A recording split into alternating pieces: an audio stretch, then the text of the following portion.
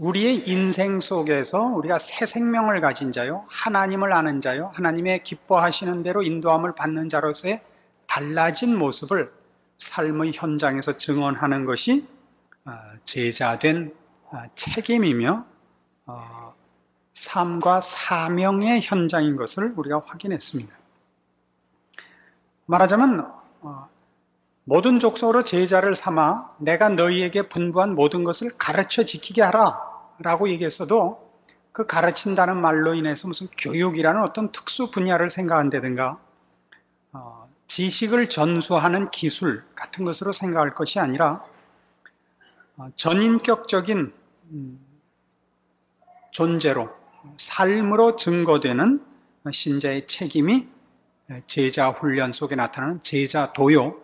그래서 전 인격으로 전체 삶에 거쳐서 나타내는 우리의 책임거리들을 이제 무엇을 어떻게 훈련해야 되느냐 하는 것이 제자 훈련이라 이렇게 되는 것입니다.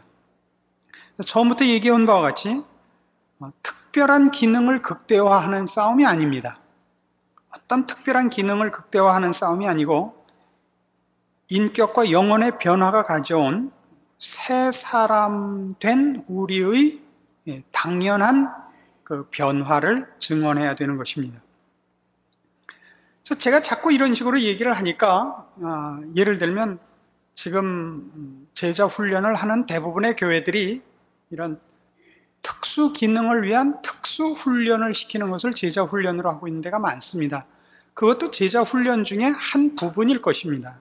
그것이 전체로는 보아지지 않는데 자꾸 이렇게 전체적인 책임과 특수한 기능으로서가 아니라 전인적인 책임을 요구하는 이 문제에 대하여 여러분들이 혹 과연 그럴까라고 생각을 한다면 이런 틀림없는 답을 낼 수 있습니다. 서신서에 나타나는 모든 교회에 주어진 편지들을 보면 하나님의 자녀된 성도들에게 요구하는 신앙의 최고의 핵심거리들이 뭘로 언급되고 있느냐 하면 인내와 복종으로 되어 있는 것을 봅니다.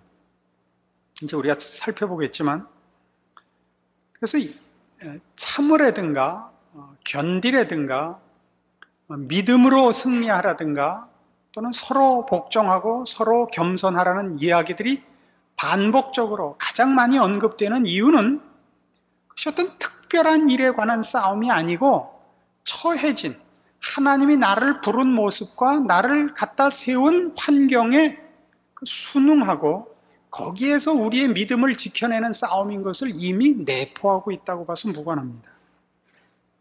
골로새서 1장으로 가보십시다.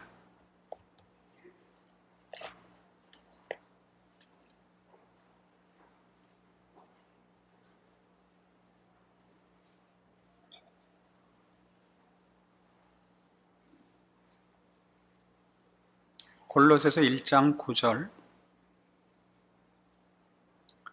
이로써 우리도 듣던 날부터 너희를 위하여 기도하기를 그치지 아니하고 구하노니 너희로 하여금 모든 신령한 지혜와 총명에 하나님의 뜻을 아는 것으로 채우게 하시고 주께 합당히 행하여 범사에 기쁘시게 하고 모든 선한 일에 열매를 맺게 하시며 하나님을 아는 것에 자라게 하시고 그 영광의 힘을 쫓아 모든 능력으로 능하게 하시며 기쁨으로 모든 견딤과 오래 참음에 이르게 하시고 우리로 하여금 빛 가운데서 성도의 기업의 부분을 얻게 합당하게 하신 아버지께 감사하게 하시기를 원하노라.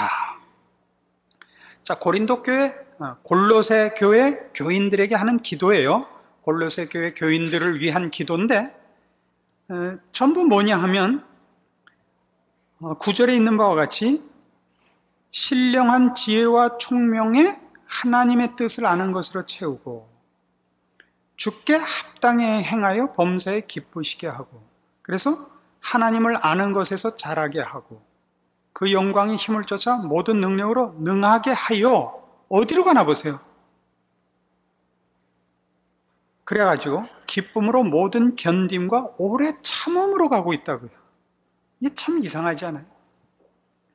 지금 우리가 크게 오해하고 있는 것 중에 대표적인 게 뭐냐면 믿음이 충만하고 분명하면 거칠 것이 없다고 생각을 해요.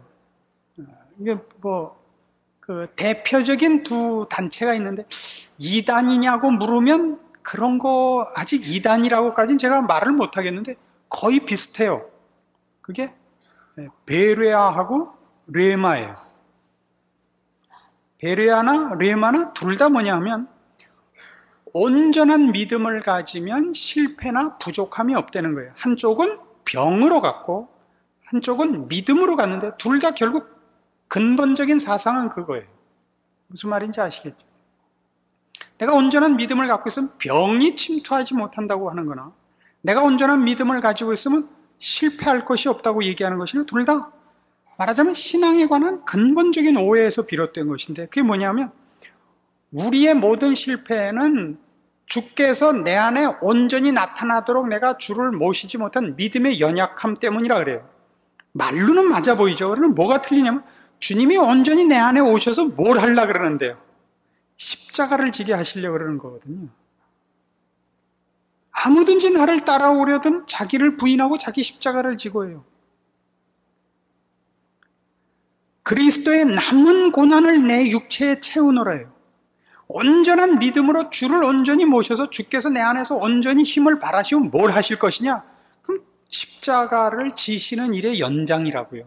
그러나 우리는 온전한 믿음을 갖고 있으면 실패와 실수가 없는 일이 결과될 거라고 자꾸 기대를 하는 데서부터 이 큰 오해가 있습니다. 그래서 여러분 현실 생활 속에서도 신앙적으로 어떤 오해를 한다고요? 여러분 인생살이가 고달파지면 다 믿음이 나빠서 고달퍼진다고 생각을 한다고요. 그렇지 않아요. 여기 있는 바와 같이 신령한 지혜와 총명의 하나님의 뜻을 아는 것으로 채우고, 주께 합당히 행하여 범사에 기쁘시게 하고, 선한 일에 열매를 맺게 하시며 하나님을 아는 것에 자라게 하시고, 그 영광의 힘을 쫓아 모든 능력으로 능하게 하셔서 그렇게 되기를 원해요. 골로새 교인들이. 그래서 뭘 하라고요? 뭘 하라고요? 기쁨으로 모든 견딤과 오래 참음에 이르라고요.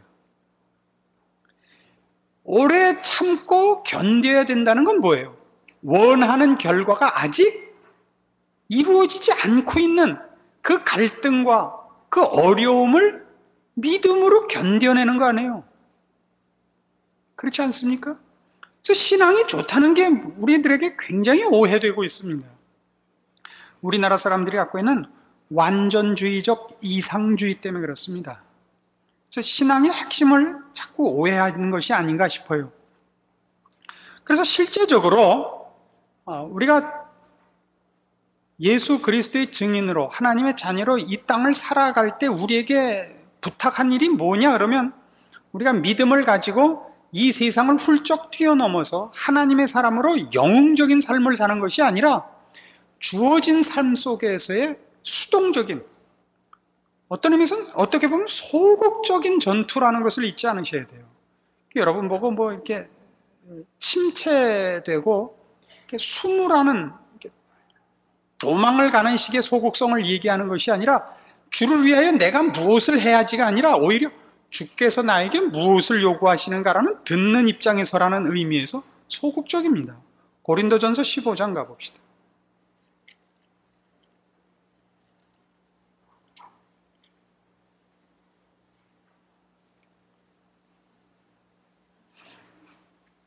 고린도전서 15장 57절.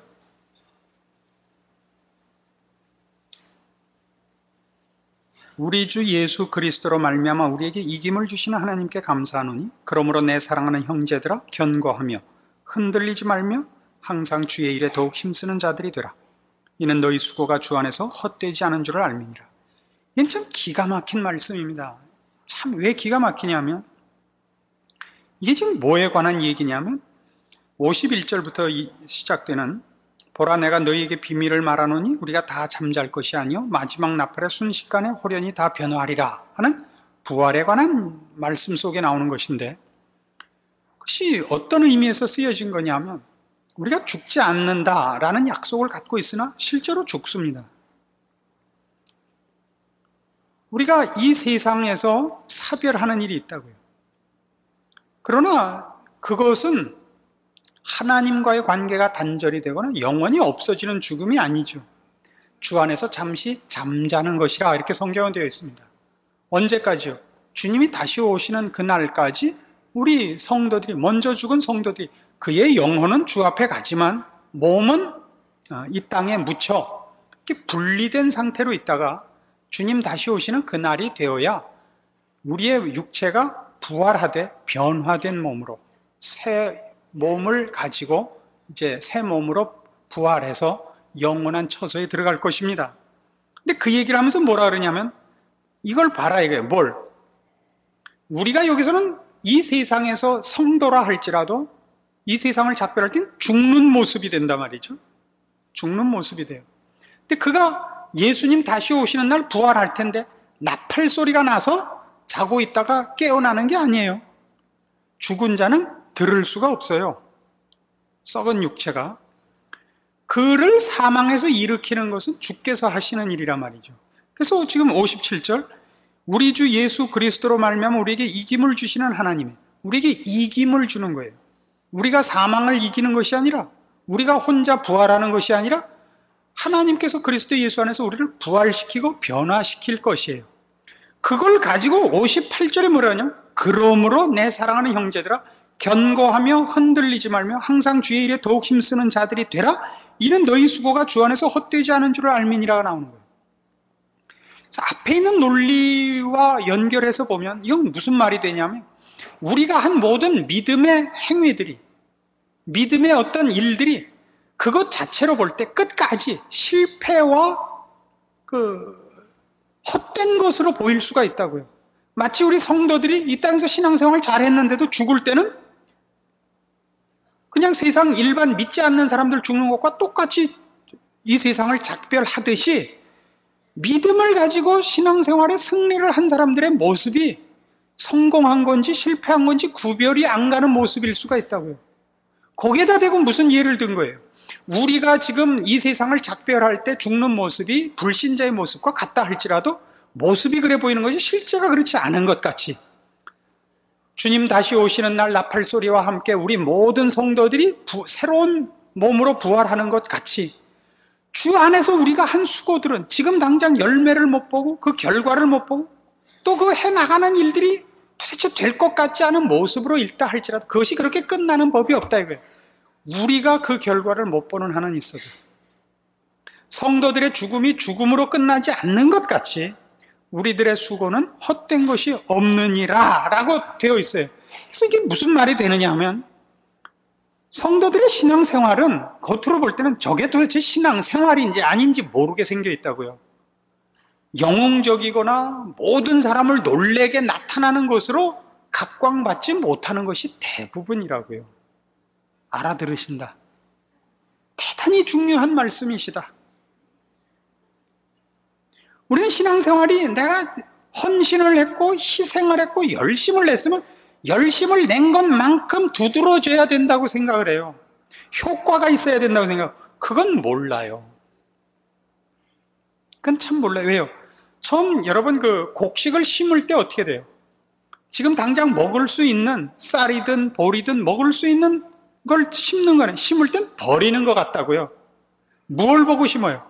가을에 추수할 것을 보고 심는데, 심는 사람은 심고 죽으면 있었던 거 버리고 죽은 거예요.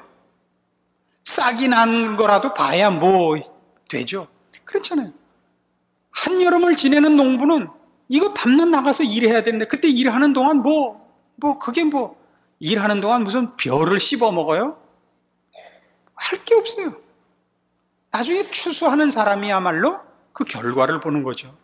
우리가 맡은 일이 뭘지 몰라요. 대부분의 성도들의 신앙생활의 그 모습은, 일반적이고 보편적인 모습은 씨를 뿌리는 것 같고 김을 매는 것 같이 이렇게 되게 돼 있다고요. 그래서 낙심하지 말래. 낙심하지 말래. 이는 너희 수고가 주 안에서 헛된지 않은 줄을 알미니라. 갈라디아서 6장에도 그래요.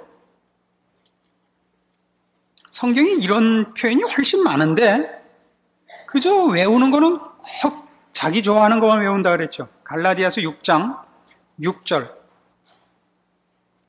가르침을 받는 자는 말씀을 가르치는 자와 모든 좋은 것을 함께하라. 스스로 속이지 말라. 하나님은 만홀히 여김을 받지 아니하시나니 사람이 무엇으로 심든지 그대로 거두리라. 자기의 육체를 위하여 심는 자는 육체로부터 썩어진 것을 거두고 성령을 위하여 심는 자는 성령으로부터 영생을 거두리라. 우리가 선을 행하되 낙심하지 말지니 피곤하지 아니하면 때가 이름에 거두리라. 여기 얘기는 이거예요. 심는 대로 거두는 거예요. 그러니까 육체의 것을 거두고 싶으면 육체로 심어야 돼요.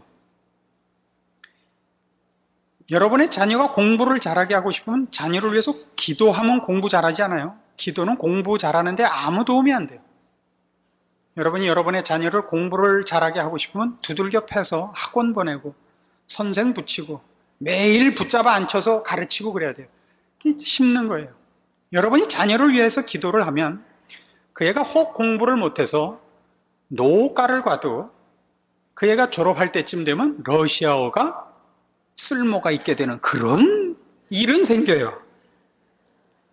하나님이 그 인생을 지키고 그의 인생이 헛되지 않게 하는 일은 일어나요. 하나님이 여러분의 자녀를 외면하는 일은 없는 일이 생겨요. 그러나 기도를 했더니 수석으로 합격했다. 이건 아니에요. 그건 기도해서가 아니고 그냥 공부 잘해서 수석한 거예요. 제가 예전에 그랬잖아요. 고스톱 칠 때와 포커 할 때는 기도하지 마라. 그건 아무 상관이 없는 거예요, 기도하고는. 근데 우리는 바로 뭘 하느냐면 신령한 것을 심으면 육체의 것은 보너스로 줘야 된다고 생각을 한다고요. 그렇지 않습니다. 이 신령한 것을 심으면 육체의 것도 보너스로 줘야 된다는 생각 때문에 내가 신실하고 잘했을 때 보상이 없는 걸 못 감당을 하는 것입니다. 그러나 성경은 얘기하기를 9절에 있는 바와 같이 선을 행하되 낙심하지 말라 해요. 낙심하지 말라. 왜 낙심해요? 표가 안 나요. 표가 안 나요. 이거 좀 잊지 말아주세요. 표가 안 나요. 때가 이름에 거둘 거예요. 근데 거두는 일을 맡은 사람은 누굴지 몰라요. 자기가 심고 자기가 그걸 거두는 일, 간단한 일이 있는 방면에 내가 심고 거두는 건 딴 사람이 거두는 분업화된 게 너무 많아요. 그러니까 표를 좀 내지 마세요, 이걸. 그래서 10절 뭐라고 되냐면 그러므로 우리는 기회 있는 대로 모든 이에게 착한 일을 하되 더욱 믿음의 가정들에게 할지니라. 이 6절에 왜 가르침을 받는 자는 말씀을 가르치는 자와 모든 좋은 것을 함께 하라로 시작해서 믿음의 가정들에게 왜 착한 일을 하라고 되어 있냐면 이 선한 일, 거룩한 일, 신령한 일을 하는 자들이, 그걸 심는 자들이 이 고단하기 때문에 서로 위로할 필요가 있는 겁니다. 서로 위로할 필요가 있어요. 아시겠죠? 서로 위로하세요. 언젠가 제가 그런 말씀드렸죠. 주일날 예배 마치고 나가서 있으면 누가 와서 오늘 은혜 받았습니다. 그런 사람이 있어요. 그럼 또 꼭꼭 맞고 초치는 분이 있어요. 그러지만 목사님 교만해지셔. 그러는 사람이 있어요. 근데 저는 부탁이 와서 좀 그렇게 얘기해 주셨으면 좋겠어요. 왜냐하면 사람마다 그 낙관적인 사람과 비관적인 사람이 있어요. 그 기질이. 저는 비관적인 사람이에요, 의외로. 그래서 하고 나면 늘 이렇게 주눅이 들어있어요. 이러고 있으니까 와서 잘했습니다 그래야 조금 위안이 되지. 저 같은 사람에게 에이 그것도 설교라고 해 이러면 그냥 그 다음 주에 안 나올지 몰라요. 그러니까 우리는 자꾸만 누가 뭐 잘하면 잘했다 그러는 말에 인색하지요. 이거 할 줄 알아야 돼요. 진심으로 위로하고 편을 들 줄 알아야 됩니다. 큰 책임인 것을 알아야 됩니다. 왜요? 우리가 하나님의 자녀로서 또는 예수의 증인과 제자로서 살아가는 우리의 맡겨진 일들이 굉장히 고단한 일이기 때문입니다. 이 세상에서 보상이 없기 때문입니다. 계시록 2장에 가봅시다.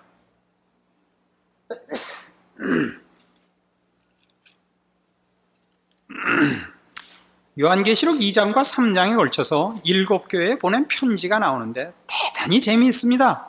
저만 먼저 재미있어 해서 미안합니다. 요한계시록 2장과 3장, 예를 들면 첫 번째 에베소 교회가 2장 1절부터 등장하는데 7절에 보면 귀 있는 자는 성령이 교회들에게 하시는 말씀을 들을지어다. 그리고 뭐라고 했어요? 이기는 그에게는. 이게 계속 반복되는 게 이기는 그에게는. 모든 교회에 준 그 말씀 중에 다 이기는 그에게는인데, 다시 말해서 이기기가 힘든 싸움을 맡기고 있다고요. 이 이기는 싸움이, 이것을 해서 보상이 있다면 누가 안 하겠어요? 안 그래요? 세상에서 보상이 없기 때문에 이 싸움에 이기기가 그토록 어려운 거예요. 17절 보세요. 버가모 교회인데 11절에도 있어요. 서문화 교회 보낸 말씀도 끝에 11절에 보면 이기는 자는 둘째 사망의 해를 받지 아니하리라. 17절 이기는 그에게는 내가 감추었던 만나를 주고 흰돌을 줄 터이라. 그렇죠? 26절 이기는 자를 뭐와 병행구로 설명하느냐면 이기는 자와 끝까지 내 일을 지키는 그에게 만국을 다스리는 권세를 주리라. 이긴다는 것과 끝까지 지키는 자라는 말은 참으로 의미심장해요.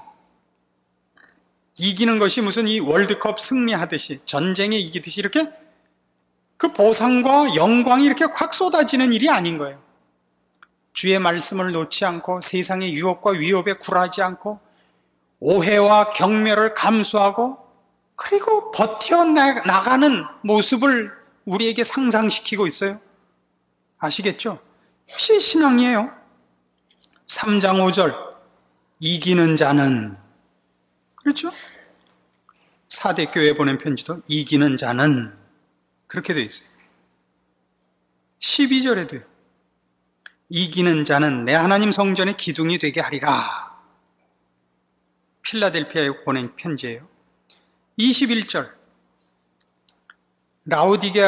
라오디게아 교회에 보낸 거예요. 이기는 그에게는 내가 내 보좌에 함께 앉게 하여 주겠다 해요. 그래서 다 이기는 자라고 호칭을 하고 있는데, 아까 2장 26절에서 본 바와 같이 이 이기는 자는 끝까지 내 일을 지키는 자인 겁니다. 그래서 제자 훈련이란 결국 우리의 믿는 바와 그 믿음의 내용인 생명과 거룩에 관한, 보존에 관한 싸움입니다. 한 개인으로 볼 때 우리가 믿는 자 된 것과 우리가 신앙인이라는 싸움이요, 그 신앙의 내용인 생명과 거룩을 지키는 싸움이라고요. 물론 적극적으로는 그리고 그 확장하는 싸움입니다. 그러나 이 확장은 언제나 나의 승리와 나의 승리의 충만함에 의한 부수적인 결과로 확장이 있지, 칼 들고 나가 싸워가지고 상대방에게 억지로 생명을 주입시키는 식의 싸움은 아닌 것입니다. 그래서 신자의 삶의 3대 원리가 뭐냐 그러면 성경은 믿음, 소망, 사랑이라고 얘기를 합니다. 신자의 삶의 3대 원리가 믿음, 소망, 사랑인데, 믿음이란 뭐냐 하면 우리가 누구냐 하는 것입니다. 우리가 누구냐? 믿음을 지킨다 그러면 우리 된 것을 지키는 것입니다. 소망은 뭡니까? 소망은 우리의 믿음의 궁극적 목적입니다. 그리고 동시에 이 소망은, 이 싸움이 여기서 심판받지 않고 영원한 나라에서 심판받는 것을 아는 시각이기도 합니다. 사랑은 뭡니까? 내가 가진 이 믿음과 그 목적지를 향한 시각이 나 혼자 가는 것이 아니라 하나님께서 나를 그 증인으로 삼아 가능한 한 많은 사람과 함께 가도록 요구한 내용인 것입니다. 그래서 우리는 이제 우리의 제자 훈련이라 하는 이 문제에 있어서 내가 나 된 새 생명으로의 나를 확립하는 일과, 그것이 아까 그래도 믿음이 좋다는 것이 지금 완벽하고 완전하고 이상적인 것이 아니라 완성을 향하여 나아가는 진행 과정이 있는 것을 이해해야 되고, 그리고 그것을 나 혼자가 아니라 여러 사람을 함께 그 목적지까지 동반하도록 요구받고 있다는 것을 아는, 여기에 수반되는 몇 가지 하나님의 특별하신 일하시는 방법과 뜻을 아는 것, 이것이 제자 훈련이라고 얘기할 수 있습니다. 우리는 믿음과 소망과 사랑이라 그래도 이것이 그 사이에 어떤 연관성이 있고 그것이 각각 어떻게 쓰임을 받으며 어떤 식으로 일을 해야 되는가 없이, 그럼 믿음만이 그냥 관념적으로 소망, 사랑 이렇게 그저 그 단어 하나로 독립된 것처럼 이렇게 목표가 되어버렸는데 그렇지 않습니다. 내가 누구인가를 증명하는 일, 그리고 그것이 어떻게 시간 속에서 진행돼야 되며 그 과정이 어떻게 필요하며, 그리고 그 속에서 어떻게 우리가 많은 사람과 이 길을 동행해야 되는가를 아는 것, 이것이 제자 훈련의 사실은 가장 중요한 핵심되는 내용이 되는 것입니다.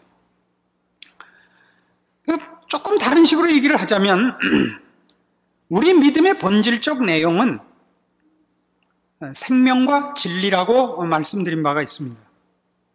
그러니까 믿음이 좋다는 것은 이 진리와 생명에 관한 부요함입니다. 이 생명과 진리에 대하여 부요한 것입니다.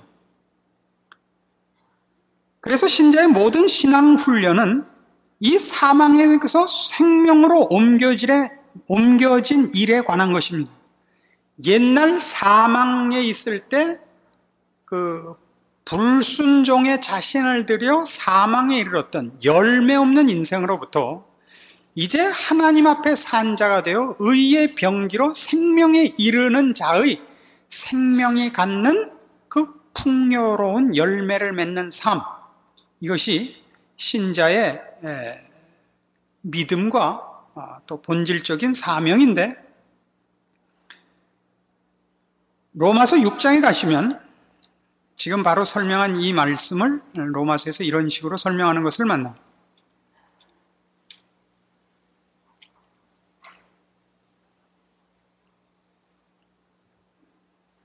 6장 19절, 너희 육신이 연약함으로 내가 사람의 예대로 말하노니 전에 너희가 너희 지체를 부정과 불법에 들여 불법에 이른 것 같이 이제는 너희 지체를 의에게 종으로 들여 거룩함에 이르라.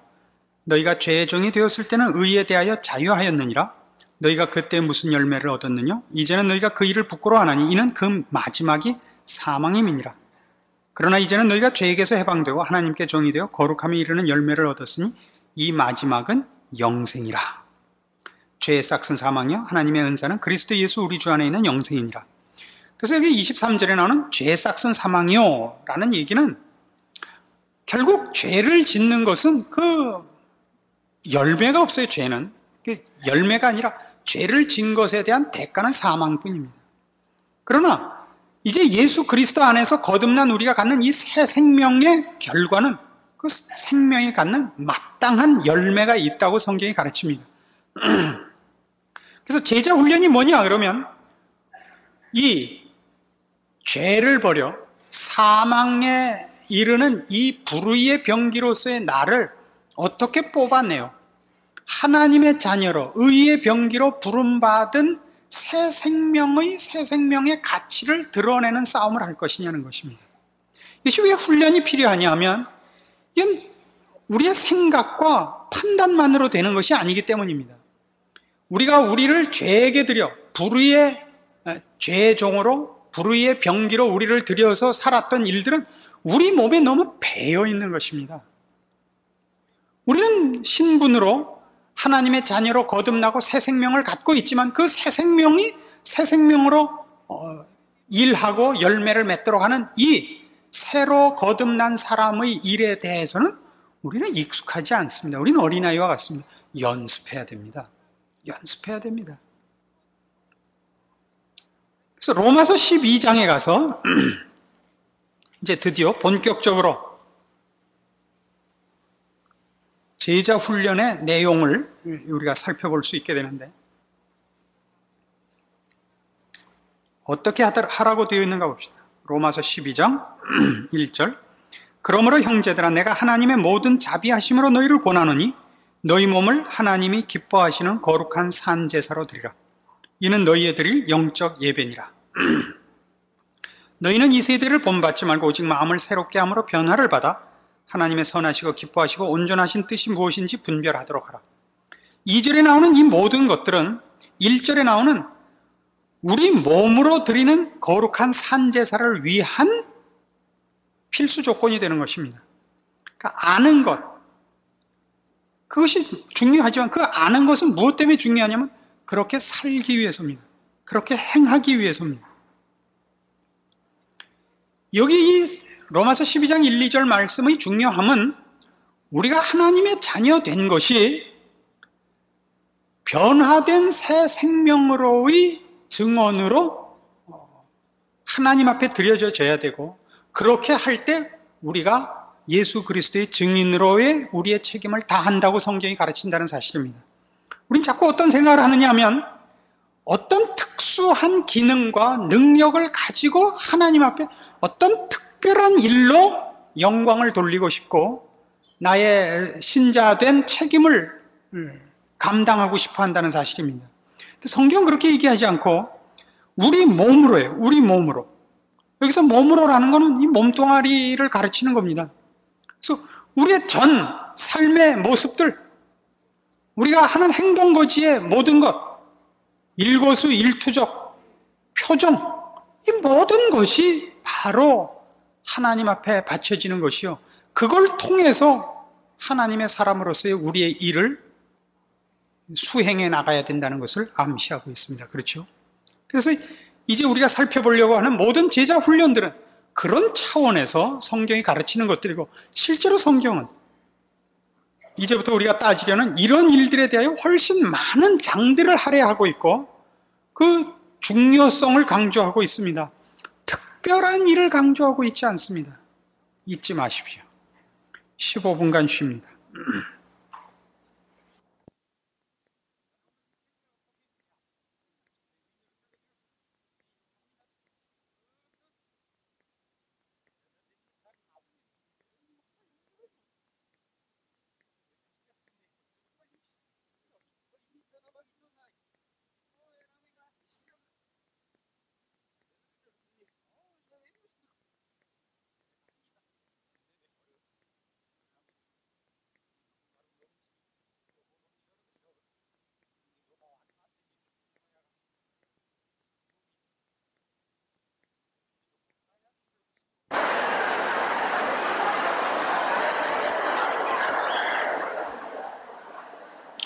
자, 로마서 12장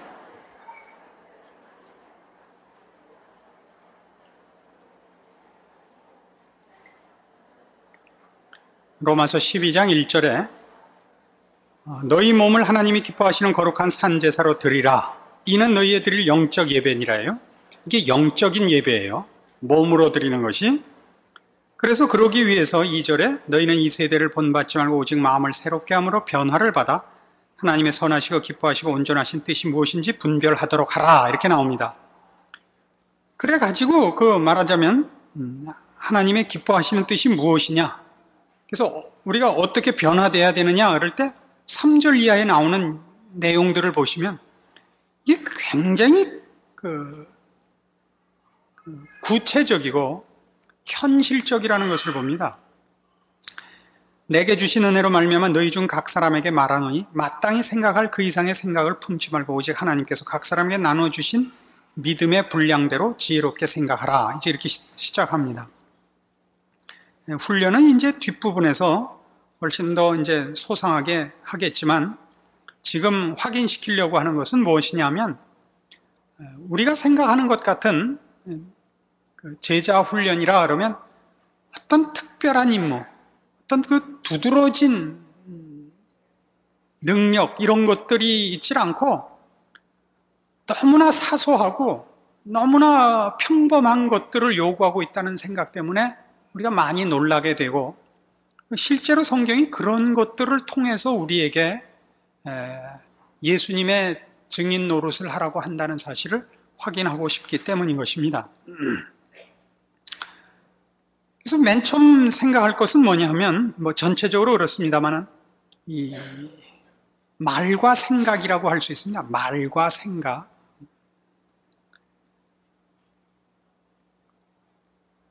이 성도들을 향한 권면의 구체적인 내용들을 보면 전부 그 말과 생각에 관한 것들을 집중적으로 다루고 있는 걸 이제 보게 되는데, 그 가장 큰 이유는 뭐냐 하면, 생각이 말을 결정하고 행동을 결정하기 때문에 그렇습니다. 말은 왜 등장하냐면, 말이 모든 것에 제일 먼저 우선하는 하나의 행동이기 때문일 겁니다. 몸으로 행동하기 전에 말이 그 행동으로 나타나는 첫 번째 표인데, 이 생각과 말이 하나님이 우리에게 무엇을 원하시는가를 분명히 잡고 있어야 된다는 의미죠. 그래서 처음에 해야 될 거는 생각 중에서 마땅히 생각할 그 이상의 생각을 품지 말라예요. 이게 하여튼 여기서부터 21절까지 있는 모든 내용 중에 전체의 그 분위기를 결정하는 가장 중요한 뜻입니다. 마땅히 생각할 그 이상의 생각을 품지 말 것. 마땅히 생각할 생각이란 게 뭘까요? 마땅한 생각은 뭡니까? 여러분들이 한 사람에 대해서 가지는 마땅한 생각은 뭡니까? 여러분 자신 이외의 모든 사람을 대해서 가지는 마땅한 생각은 뭡니까? 하나님께서 그를 사랑하시고 그를 통하여 영광 받으시기를 바라는 마음이어야 됩니다. 그게 마땅한 생각입니다. 근데 우리의 생각은 다 뭐냐 하면, 나와 내가 좋아하는 사람을 빼놓고는 재미있는 거리로 밖에 생각을 안 합니다. 그러니까 가십이라는 게 생기죠. 실제로 그 사람이 그러냐, 그런 일이 있었느냐를 떠나서 재미거리가 되죠. 그래서 다른 사람에 대한 얘기를 하거나 어떤 일에 대한 얘기를 할 때 재미거리로는 얘기를 삼지 않는 것.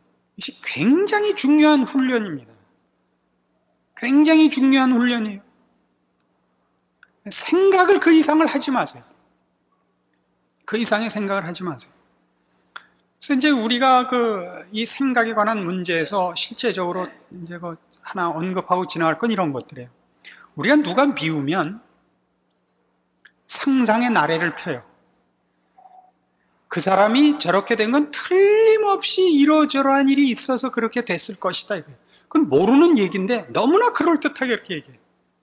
그래서 아니 그런 거 봤냐? 안 봐도 뻔하지 뭘 그래? 안 본 거 얘기하지 마시고 봤어도 얘기하지 말라는 거예요. 봤어도.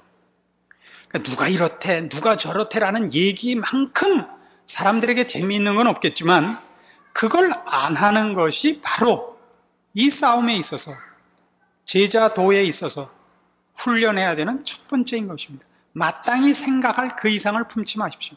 모든 사람에 대해서 그 사람이 하나님 앞에 은혜를 입고 기뻐하시는 자가 되는 것, 그 외의 일은 생각하시면 안 됩니다. 그래서 예전에 돌아가신 박윤선 목사님이 우리나라의 교계의 원로죠. 이제 찾아오신 목사님들이 얘기를 하다가 다른 목사님을 비난하는 얘기를 하는 때가 있대요. 그럴 수 있죠. 얘기하다 보면 누구는 좀 이상하다 그러면 큰 기침을 하신답니다. 하지 말라 이거죠. 그러면 이게 싫어하시는 얘기를 했구나 이제 알아듣고 안 한대요. 근데 또 얘기를 진행하다 보면 또 쏠라당 나오는 법이에요. 그렇죠? 두 번째로는 돌아 앉으신대요. 굉장하죠? 여러분은 그렇지만 기침하거나 돌아 앉고 그러지 마세요. 여러분 수준에서 그러는 건 잘난 척하는 거예요. 남이 뭐라 그러다가 그러지 마세요. 아주 지혜롭게 화제를 돌려야죠. 지혜롭게 화제를 돌리세요. 그런 말 하면 돼? 이런 소리 하지 마세요. 이제 이런 거 가르쳐 주면 꼭 반대적인 부작용이 일어나요. 그러지 말랬잖아. 그러지 말고 자연스럽게 화제를 돌리는 거예요. 점심 먹었어? 이렇게 싹 돌리는 거예요. 점심 또 많이 먹게 생겼네요.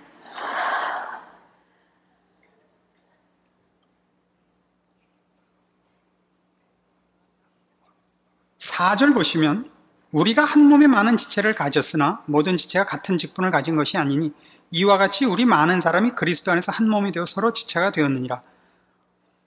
그래서 이 누구에 대해서 사람에 대해서나 일에 대해서 판단을 이렇게 보류할 것을 요구하는 가장 큰 이유는 내가 가진 기능에서 볼 때는 저 사람이 가진 기능이 이해가 안 가는데 우리는 나와 다르면 무조건 누가 뛰어났느냐, 누가 못했느냐, 우열의 개념으로밖에 못 보는데 성경이 가르치는 건 우열의 개념으로 보지 말고 다르다고 보라 이거죠. 다르다고. 비빔밥을 만들면 뭐 넣어야 돼요? 비빔밥에 뭐 넣어요? 나물 넣고 고추장 넣고 밥 넣어야죠. 밥 넣어야죠. 그리고 참기름도 넣고 넣는 분량이 달라요. 가장 많이 들어간 것이 내가 최고다라는 얘기를 하면 안 된다. 이해하시겠죠? 그래서 여기 지금 얘기하는 건 한 몸에 많은 지체를 가졌으나 모든 지체가 같은 직분을 가진 것이 아니며 우리는 한 몸이다 이거예요. 한 몸. 동등한 가치를 인정할 줄 아는 것. 우리 인간의 몸을 보면 제일 얌체가 뭐냐면 입이에요. 그죠? 먹을 건 혼자 다 처먹고 불평도 혼자 다 하죠. 잘난 척도 혼자 다 하고 입이에요. 그래서 이제 위가 스트라이크를 일으켰다고요. 거부했어요. 난 음식 못 받아주겠다. 그랬더니 누가 고생을 했다는 거예요. 몸이 고생을 했다고. 입이 안 먹어. 입으로 뭐 음식 들어오는 걸 위가 거부했더니 몸이 힘을 못 쓰더라고요. 참 희한하죠? 그래서 이 교회 안에서 같이 신앙생활을 하다 보면 그 입이 있어요. 어느 교회나. 미워하지 마세요. 그 입이 있어서 음식이 들어오고 뭘 지적하고 병원 갔을 때 애들 아픈 게 왜 큰 고민이죠? 말을 해야지 이놈이. 그냥 울기만 하니 갓난애들이 말해요. 증상을 얘기해야 될 거 아니에요. 그래 뭐 어떻게 할 거 아니에요. 그래서 입이 있습니다. 근데 입이 잘난 척 하는 거를 그냥 다른 위나 심장이나 간이나 다른 거 하는 분이 나도 따로 입을 가지리라 그러면 안 돼요. 간이 입을 가지면 어떻게 되는 거야? 그럼 심각한 거 아니에요? 그러니까 그런 거를 지금 우리에게 주는 거예요. 그래서 각자가 맡은 역할이 다르고 우리 또 고린도전서에서 얘기하는 식으로 하면 12장에 나타난 바와 같이 사람이 덜 귀하게 여기는 것을 덜 중한 것을 더 귀하게 여기고 중한 것은 덜 귀하게 여기죠.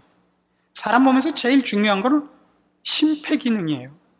심폐기능을 위해서는 무슨 특별한 저걸 안 하고 아무 쓸데없는 얼굴을 위해서는 얼마나 치장을 해요. 선 볼 때 제일 많이 오는 게 이마 평수안이에요. 얼마나 심각해요. 눈썹, 이마, 눈 커 갖고 좋을 게 뭐 있어요? 눈은요 작아야 돼요. 그래야 반짝반짝해요. 눈 크면 그거 빠질까봐 난 걱정이 돼요. 얼마나 쓸데없는데 치장을 많이 하는가를 보세요. 그건 굉장히 큰 성경의 지혜로운 권면이에요. 정말 쓸데없는 데에다가 제일 많이 투자를 하고 정말 필요한 데는 우리가 귀하게 여길 줄을 몰라요. 그래서 그거를 서로 충분히 이해하고 살아야 됩니다. 하나님이 나를 무엇로 부르셨느냐에 충성해야지 왜 난 저 사람 준 걸 안 줘요? 라고 얘기하면 실패하는 겁니다. 그래서 이제 어떻게 되냐면 6절 그런 그 전제 조건을 가지고 이런 원리를 이해하고서 이제 이 뒤를 이해해야 되는 거예요. 우리에게 주신 은혜대로 받은 은사가 각각 다르니 혹 예언이면 믿음의 분수대로. 예언을 믿음의 분수대로 하려는 거는 예언할 때 자기가 역사를 주관하는 것 같이 굴지 말라 말이에요. 문제가 났던 그 대성교회가 뭘로 히트를 했느냐면 그 대성이 큰 대자 소리성자예요. 큰 소리를 들으셨다는 거예요. 그래서 거기에는 그 세상적으로 고급 관리들이 많이 나갑니다. 왜냐하면 그분들의 앞날을 예언을 하는 거예요. 당신 이번에 별 달겠수다. 당신 이번에 장관 되겠수다. 그렇게 얘기한 걸로 사람들이 무슨 오해를 하냐면 그 사람이 별 달아주고 그 사람이 장관을 시켜준 걸로 생각을 하잖아요. 앞날을 미리 안다는 것이 앞날을 자기가 조작할 힘을 갖고 있다는 건 아니잖아요. 이해하시겠죠? 그러니까 우리가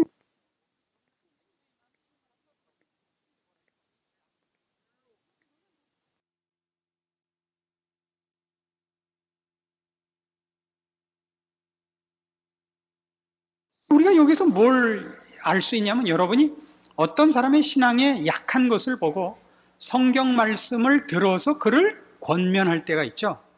그때 그 사람은 그 말씀을 그렇게 깊이 모르고 또 거기에 필요한 말씀이 어디 있는지 모르고 여러분은 알고 있는 수준 차이가 있을 때 여러분이 그 성경 말씀을 인용할 때 마치 여러분이 그 말씀을 만든 것 같은 그런 입장에 가지 말라는 얘기예요.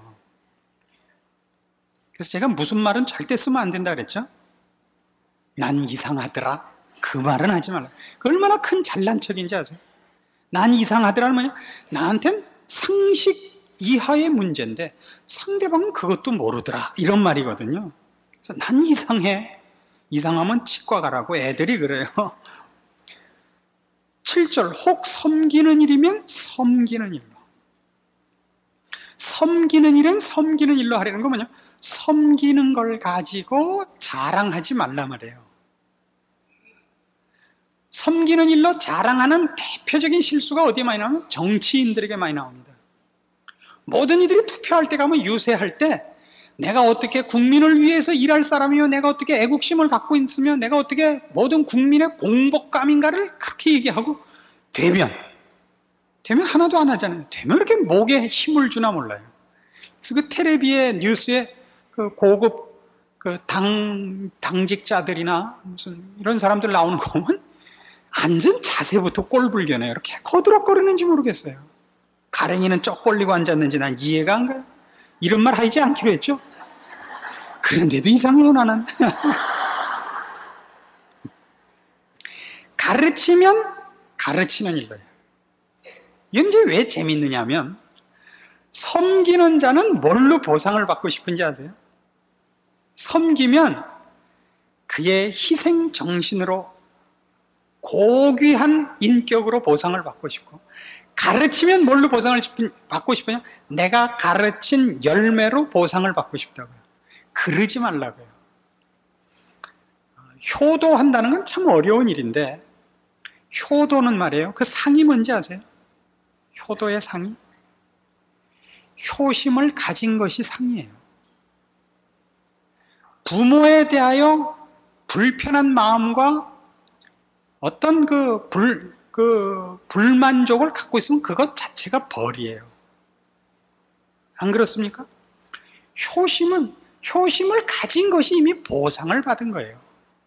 톨스토이가 쓴 글이 있지 않습니까? 어떤 사람이 태어나면서 하나님께서 너한테 뭘 주랴 그랬더니 모든 사람이 나를 사랑하는 복을 달라 그러죠. 그래서 최고의 지위와 최고의 용모와 최고의 재능을 갖고 태어납니다. 모든 사람이 그를 사랑합니다. 본인은 행복이 없습니다. 그래서 그렇게 불행합니다. 모든 사람이 그를 사랑하는데 무슨 짓을 해도 사랑하는데 그래서 나중에 너무 비통해가지고 하나님께 다시 요청합니다. 제발 나를 행복하게 해달라고. 그럼 네가 남을 사랑해야 된다. 그걸 달라 이겁니다. 그 대신 너는 남에게 사랑받지 못한다. 좋다 이거예요. 그리고 이제 뒤집어졌어요. 자기는 누구나 사랑하게 되고 모든 사람은 누구나 이 사람을 미워하는 처지로 전락을 해요. 그 사람은 행복하게 죽어갑니다. 이것이 우리가 다른 것입니다. 우리가 하는 모든 일이 헛된 것이 없는데 특별히 우리가 하는 모든 일에 있어서 가장 큰 복이 뭐냐면 주님의 마음에 동참하는 것일 겁니다. 그건 나를 위하여 살지 않고 남을 위하여 사는 것인데 그렇게 사는 것이 나에게 복이라는 걸 아는 자만이 할 수 있는 것입니다. 그게 섬기는 자는 섬기는 일로, 가르치는 자는 가르치는 일로입니다. 내가 하나님의 몸된 교회에서 혹은 하나님께 부름받은 모든 성도들 사이에서 내가 누구에게 가르칠 일이 있으며 내가 쓸모가 있다는 것으로 이미 보상을 받은 줄을 알아야 되는 것입니다. 내가 누구를 섬길 수 있다는 것으로 보상받은 줄 알아야 돼요. 그래서 교회에서 가장 큰 직분이 뭐냐 그러면 이 섬기는 봉사직이 가장 큰 직분인 것입니다. 남 앞에 서는 직분이 뛰어난 것이 아니고 더 많은 사람에게 봉사하는 직분이 그것이 센 것입니다. 8절 혹 권위하는 자면 권위하는 일로 구제하는 자는 성실함으로 이렇게 나오는데 권위라는 것은 여기서 위로하고 권면하는 것을 말합니다. 위로하고 권면하는 것. 위로하고 권면하는 일에 있어서 여러분이 실패하지 않아야 되는 것은 우리가 제일 많이 실패하는 게 누가 나한테 실수를 했거나 누가 나한테 상담을 하러 오면 그걸 남한테 꼭 떠벌리죠. 아니 글쎄 나한테 와서 이런 말을 하지 그래서 내가 무슨 소리야? 그래서 보냈어. 이거 하지 말라고요. 이런 경우가 있는데 이럴까지 아니 무슨 소리라고 해? 그러고도 예수 믿는다 그래? 내가 그냥 콱 한번 해줄래다가 이거 하지 말라고요. 아시겠어요?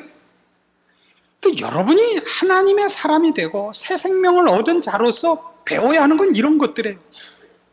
그 사람의 그 여린 마음, 깨우치지 못한 마음, 그래서 갈등하는 것을 안타까워하고 정말 그 사람 편이 돼.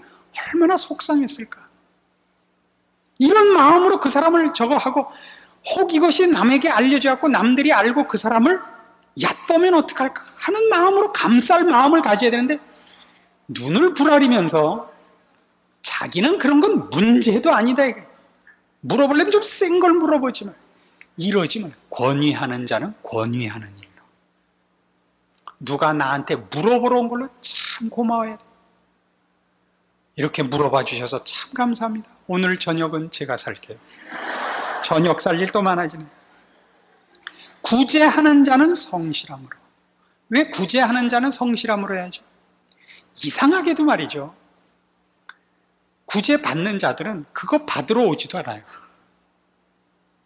남의 도움을 받는 자들은 거의 대부분이 이제 성실하고 근면한데도 도움을 받아야 하는 처지에 빠지는 수가 있습니다. 그걸 얘기하는 것이 아니라 여기서는 천성적으로 나태하고 게을러서 그 어렵게 사는 사람이 있습니다. 그건 어느 시대나 어느 나라에나 있는 일입니다.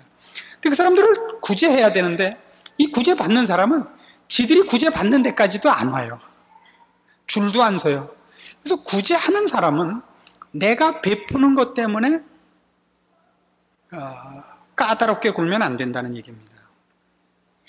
내가 베풀고 저쪽이 베풀음을 받지만 베푸는 자가 마치 빚을 갚는 것 같이 굴어야 되는 것입니다. 왜 그래야 된다고요? 예수님이 마치 우리에게 빚진 것 같이 찾아오신 거예요. 예수님이 우리가 원치 않았는데 우리는 우리에게 뭐가 필요한지도 모르는데 주님이 오셔서 우리를 위하여 사시고 우리를 위하여 죽으시고 우리를 위하여 고난당하시는 거예요. 그걸 기억하셔야 돼요. 그래서 남을 구제한다는 일은 얼마나 어려운 일인지 모릅니다. 그래서 구제하다 보면 어떤 문제가 생기느냐면 구제할 만한 자를 구제하자 이런 문제가 생겨요. 도와줘서 빛이 나는데 도와줘서 효과가 있는데 성과가 있는데 아니에요. 누굴 도와야 되냐면 급한 사람 도와줘야 돼요. 굶는 사람, 지금 당장 어려운 사람. 언제까지 도와야 되죠? 여러분이 죽을 때까지. 그 사람이 먼저 죽으면 그 사람 죽을 때까지고 여러분이 먼저 죽으면 여러분이 먼저 죽을 때까지. 이 말은 뜻은 그 사람에게 도와준 것이 밑 빠진 독에 물 붓기라도 계속 하시라고요. 아시겠죠? 그래서 구제하는 자는 성실함으로 하고 다스리는 자는 부지런함으로 해야 됩니다. 이게 비슷한 맥락인데 다스리는 자가 부지런함으로 한다는 건 무슨 뜻이냐면 권세를 갖고 있는 자가 그 권세를 무엇을 위하여 부여받았느냐 하면 모든 사람을 이롭게 하고 잘되게 하기 위해 그 권세를 갖고 있는 것입니다. 그래서 이걸 내가 어디 써야 되는가를 돌아다녀야 됩니다. 자기가. 요즘도 정치판을 보면 권세를 갖고 있으면 그 권세를 이용하려는 사람이 줄을 서서 찾아옵니다. 거기에는 물론 정당한 필요에 의해서 찾아오는 사람도 있지만 그 권세로 부당한 이익을 노리는 자들도 찾아옵니다. 찾아오는 자를 만나는 것이 권세자의 1차 책임이 아니라 내가 이걸 어떻게 써야 하는가를 위해서 늘 돌아다니는 부지런함이 있어야 됩니다. 다스리는 자는 부지런함으로. 그래서 우리 성도들이 가져야 하는 큰 사고방식 중에 하나가 뭐냐면 우리가 하나님의 자녀로 이 땅에 빛과 소금으로 저들에게 나눠줄 의와 거룩과 생명과 진리로 우리가 사실은 이 세대를 다스리는 자들입니다. 우리는 왕 같은 제사장입니다. 우리는 부지런해야 됩니다. 돌아다니면서 어디에 가서 불을 비춰야 되는지, 어디 가서 소금을 쳐야 되는지, 어디 가서 내가 봉사를 하고 섬기고 사랑을 나누고 도움을 줘야 하는지 우리가 부지런히 찾아다니곤 해야 됩니다. 그래서 이 지금 오늘날 그 교회 안에서도 봉사를 보면 사람들이 돈을 내는 것으로 때우는 습관이 많아요. 가장 중요한 건 언제나 몸으로 때우는 겁니다. 나오셔야 돼요. 여러분 주변에 누구 가까운 사이에서 청첩장을 보내거나 무슨 장례가 났다 그러거나 그럴 때 여러분이 돕는 최고의 모습은 가는 겁니다. 가는 것만큼 중요한 일은 없습니다. 아무리 많은 돈을 보내도 가는 것을 대신할 수는 없습니다. 그래서 이건 하나님의 사람으로 거듭난 성도들이 해야 하는 이 세상 사람들의 삶의 모습과는 분명히 다른 하나의 자세여야 됩니다. 여러분은 열심히 찾아다니십시오. 할 일이 없다는 얘기는 쑥 들어갈 겁니다. 가셔서 축하하고 가셔서 위로하고 가셔서 편히 돼주시고 이것이 우리가 해야 되는 다스리는 자는 부지런함으로입니다. 긍휼을 베푸는 자는 즐거움으로 해야 됩니다. 긍휼을 베푼다는 것은 결국 내가 돕는 이 일이 내가 빚진 자로서 하는 것이 아닙니다. 상대방이 나에게 빚진 것을 탕감하고 나아가서 더 주는 것이 긍휼을 베푸는 겁니다. 구제를 하는 것이 상대방의 불쌍한 걸 도와주는 정도에 불과하고 채권과 채무 관계가 있는 건 아니라면 긍휼을 베푼다는 건 채권 채무 관계가 있는 겁니다. 상대방이 나에게 뭔가 빚진 것이 있는 겁니다. 정신적으로, 물질적으로. 그걸 용서하는 일입니다. 그걸 기쁨으로 하시랍니다. 즐거움으로. 남을 용서할 수 있고 남에게 긍휼을 베풀 수 있다는 건 우리 성도들에게서는 대단히 즐거운 일인 줄 아셔야 됩니다. 언젠가 한번 그런 얘기 했죠. 좋은 차를 타려면 좋은 차를 탈 자격이 있어야 된다 그랬죠. 미국에 있는 제 제자가 밴을 몰고 주차장을 들어가다가 막 나오려는 벤츠를 받았어요. 벤츠 560을 받았어요. 앞이 왕창 우그러졌는데 그 밴을 팔고 집을 팔아야 그거 고쳐주게 생겼어요. 그 미국 그 자가용 주인이 딱 나와 보더니 그거 찌그러진 거 보고 이 친구 얼굴 한번 보더니 우리말로 더럽게 됐네 하더니 가더래요. 그쯤 돼야죠. 벤츠를 타려면. 그걸 치사하게 말해요. 야, 너 네가 받았으니 네가 이건 실력 부족이야. 그건 벤츠 탈 자격이 없어. 우리가 그래요. 우리가 성도예요. 우리는 왕 같은 제사장이에요. 그래서 우리 집사님 한 분이 그 설교를 들은 이후에 저는 이 말씀의 효과가 이렇게 큰 줄 몰랐는데 단지를 들어가다가 빠꾸하는 차에 옆구리를 받쳤어요.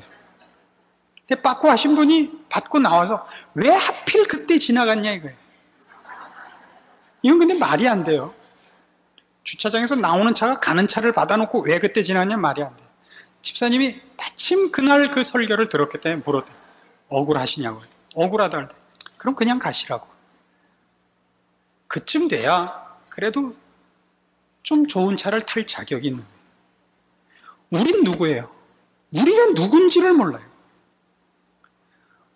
우린 예수를 믿는다는 것 때문에 받는 불이익을 절대 감수하지 않으려고 그래요. 그래서 전부 성도들이 어떤 얼굴을 하고 있냐면 방글방글 웃고 있다가도 이해관계에 탁 저촉이 되면 표변해요. 날 얕보지 마. 나 교회에서만 집사야. 내 돈 떼먹을 생각을 꿈에도 하지 마. 돈을 꿔줄 때는 성경에 이렇게 돼 있어요. 별일을 목적으로는 돈을 안 꿔주게 돼 있어요. 그러니까 여러분이 돈을 꿔줄 때는 뜯겨도 좋다, 떼먹어도 좋다라고 생각할 때만 꿔주세요. 떼먹힌 다음에 울고불고 목사 찾아와서 난 그래도 그 사람이 교회 구역장이라 해서 꿔줬는데 그딴 소리는 안 통해요. 구역장 돈 꿔주라는 소리는 계시록 23장에 있어요.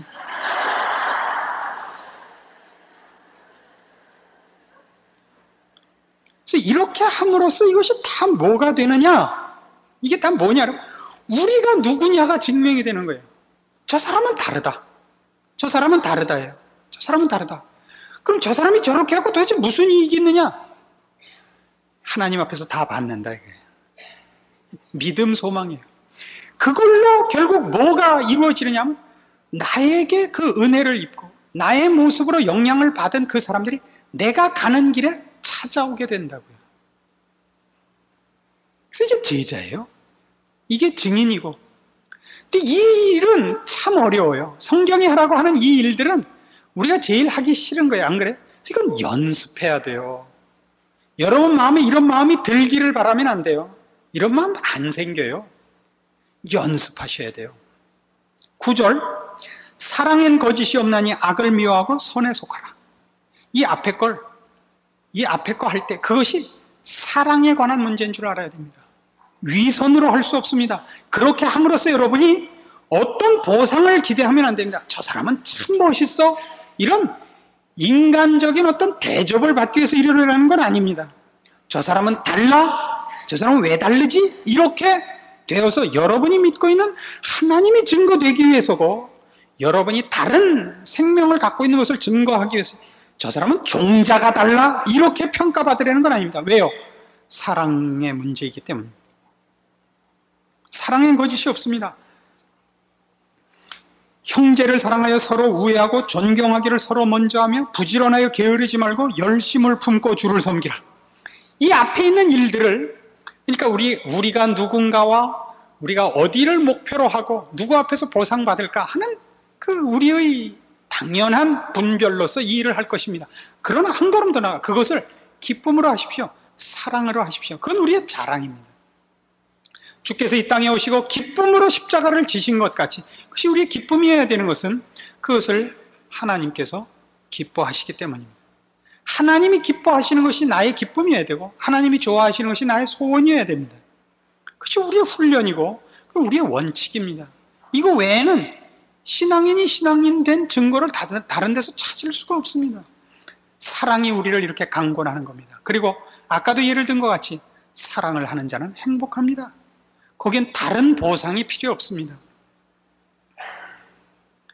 부지런하여 게으르지 말고 열심을 품고 주를 섬기십시오.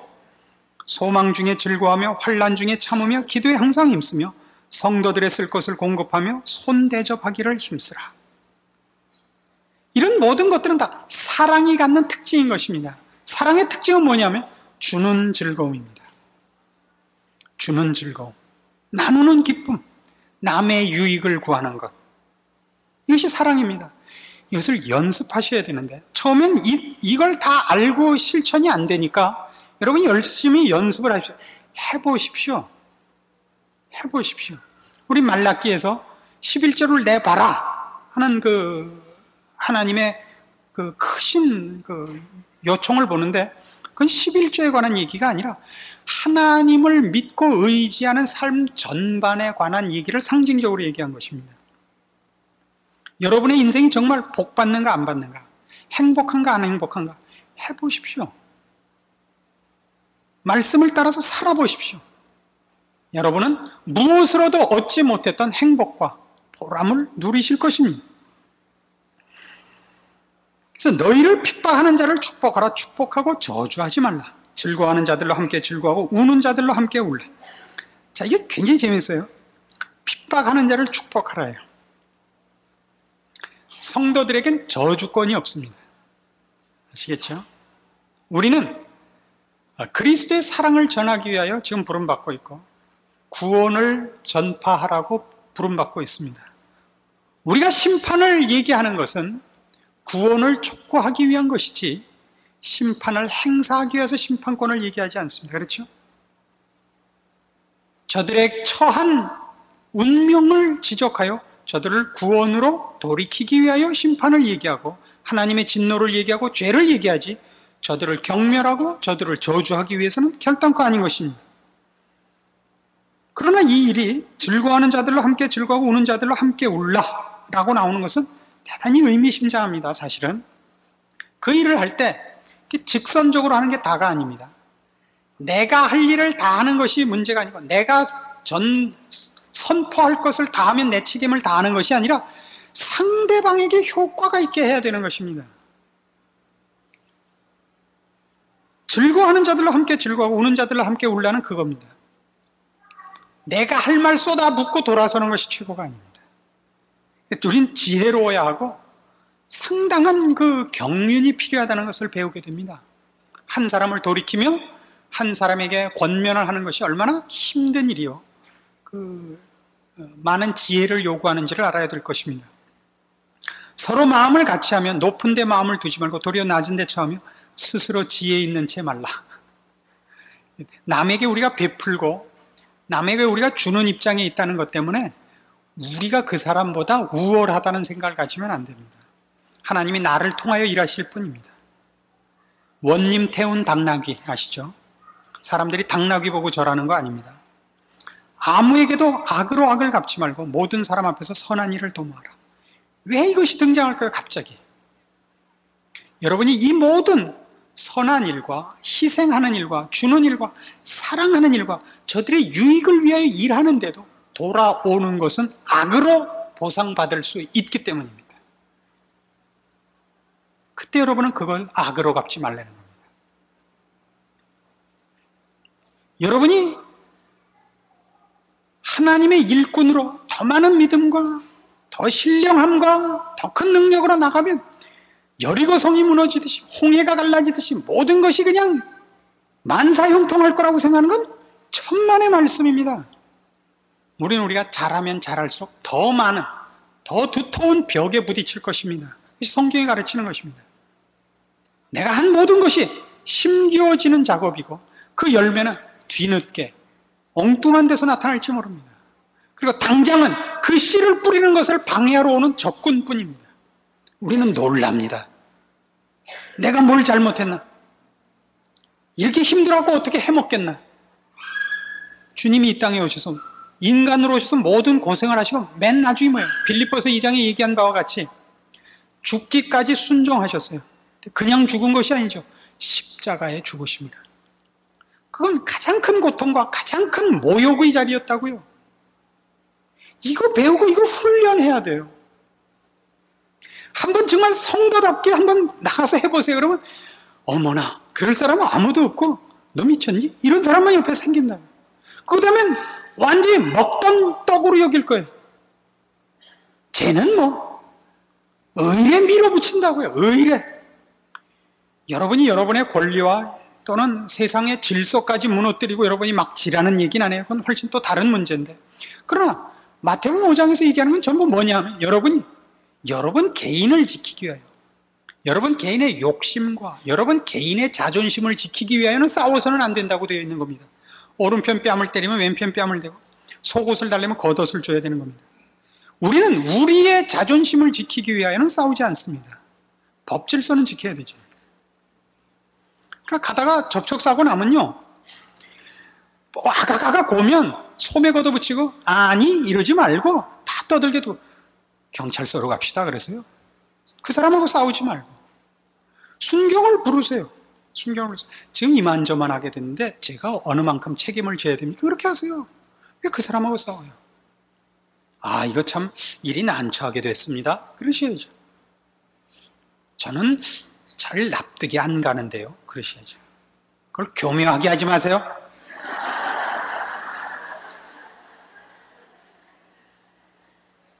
(18절) 할 수 있거든 너희로서는 모든 사람으로 더불어 평화라. 내 사랑하는 자들아 너희가 친히 원수를 갚지 말고 진노하심에 맡기라. 기록되었을 때 원수 갚는 것이 내게 있으니 내가 갚으라고 주께서 말씀하시니라. 이게 전부 다 이거예요.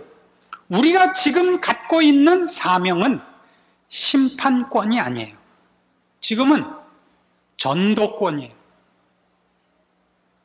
지금 하나님의 은혜와 긍휼과 자비와 구원을 전하는 때이지 지금은 심판을 하라는 때가 아닙니다. 그러니까 여러분이 하나님 쟤는 버리세요, 쟤는 부르세요, 이거 하러 다니는 때가 아닙니다. 누구든지. 그래서 여러분은 누구하고나 가능한 한 평화하고, 그리고 원수를 갚지 마십시오. 여러분이 직접 원수를 갚지 마십시오. 내 원수가 줄이거든 먹이고 목마르거든 마시오라. 그리하므로 네가 숯불을 그 머리에 쌓아놓으리라. 이거 우리 마누라가 좋아하는 구절이에요. 특별히 하반절을 좋아해요. 그 숯불을 머리에 쌓아놓는다. 이거 안 돼요. 그러면 그런 속에 갖고 있는 원한을 안 나타내고, 그렇지만 하여튼 갚아준다 그랬다 이러라고 준 게 아니고, 그건 하나님이 하시는 거예요. 상대방이 악한 것으로 올 때 우리에게 최고의 큰 시험은 뭐냐면, 그 상대방이 악했기 때문에 내가 악하게 구는 것이 정당해지는 생각입니다. 마지막 절인데 악에게 지지 말고예요. 상대방이 10이라는 악으로 나를 공격하면 내가 9까지는 악해져도 나는 선한 것 같은 느낌이 드는 거예요. 상대방이 어떤 악으로 오든지와 상관없이 우리는 언제나 선으로 악을 이기도록 보냄을 받고 있습니다. 선으로 악을 이기는 것. 그래서 이 싸움은 어떤 종교화된 형태가 아닙니다. 이건 가장 사소한 문제에서 일어나는 겁니다. 신우이 올케 사이에서, 동서 사이에서, 아시겠어요? 재산권 싸움 같고, 뭐 어머니를 누가 며칠 모셨네 말았네 이 싸움이에요. 교회 와서 뭐 기도 잘하면 그게 다가 아니에요. 사소한 데서 하세요. 사소한 이웃 앞에서예요. 혈육 앞에서. 악에게 지지 마십시오. 상대방이 나를 너무나 여러 번 손해를 보게 한 거예요. 그래서 내가 한 번쯤 그러는 거는 괜찮다는 없어요. 얼마까지 알았어요? 70번씩 7번이라 돼요. 70번씩 7번은 77이 49, 490번이 아니에요. 무한정입니다. 우리는 그 싸움은 안 하도록 되어 있습니다. 그래서 우리는 이렇게 얘기할 수 있습니다. 지금 우리가 살펴본 이런 모습들을 볼 때 성경이 우리에게 요구하는 것, 예를 들면 너희 몸으로 거룩한 산제사로 드리라 라든가 하나님의 뜻을 분별하라 라는 것이 우리에게 무엇을 위하여 요구되고 있느냐 할 때, 내 전 존재가 매일 일어나는 사소한 사건들에 대해 어떻게 반응하느냐에 필수적으로 필요한 원리가 되는 것을 보는 겁니다. 어떤 큰 일을 위한, 특별한 일을 위한 특수한 기능의 싸움이 아니라는 것을 분명히 봅니다. 그렇죠? 그리고 이 싸움을 하면 어떤 문제가 생기느냐 하면, 지금 우리가 살펴본 바와 같이 성공과 실패 중에 어느 게 많을 것 같습니다. 당연히 실패가 많습니다. 왜요? 어린아이로부터 장성해 나가는 싸움인 것이니까. 이걸 알아야 됩니다. 여러분은 실패할 때마다 어떻게 해야 되죠? 다시 해야 됩니다. 내가 믿음이 적기 때문에 실패하는 것이 아니라, 믿음은 가졌으나 그 믿음이 아직 힘을 발휘할 줄 모르고, 그 믿음이 지혜가 없고, 그 믿음이 경험이 없기 때문에 실패하는 적이 있다는 것도 아셔야 됩니다. 순수한 믿음이면 다 된다고 생각하지 마십시오. 그렇게 간단한 문제가 아닙니다. 왜요? 그 믿음이 내 머릿속에 있지 않고 내 몸에 익숙해야 됩니다.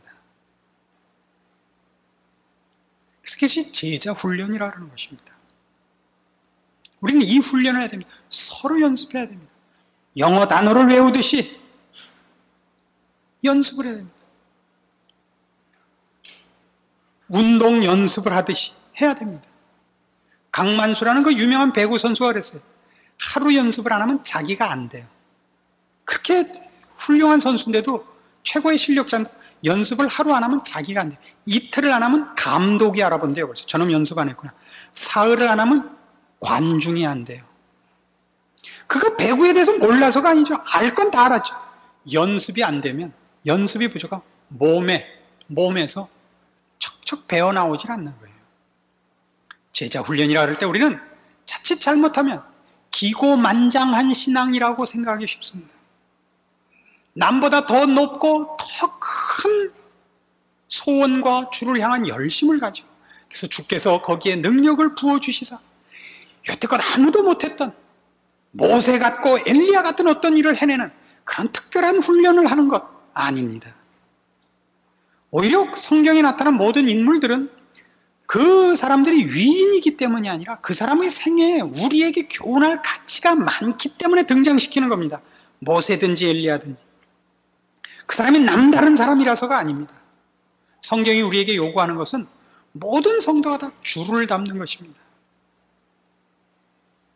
주의 성품에 참여하는 것입니다.